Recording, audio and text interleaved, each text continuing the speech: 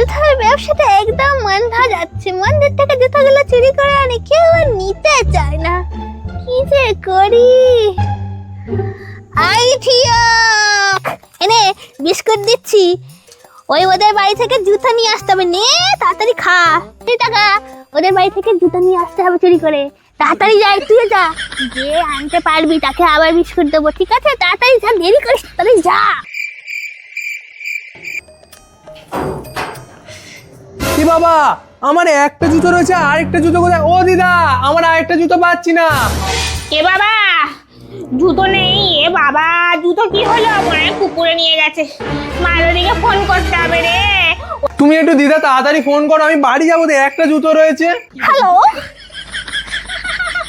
হ্যাঁ হ্যাঁ, জুতা আছে তো, জুতা আছে তো, এসে নিয়ে যাও আমাদের বাড়ি থেকে। বাড়িতেই আছে। কুকুরগুলো তাহলে কাজ ছেড়ে দিয়েছে।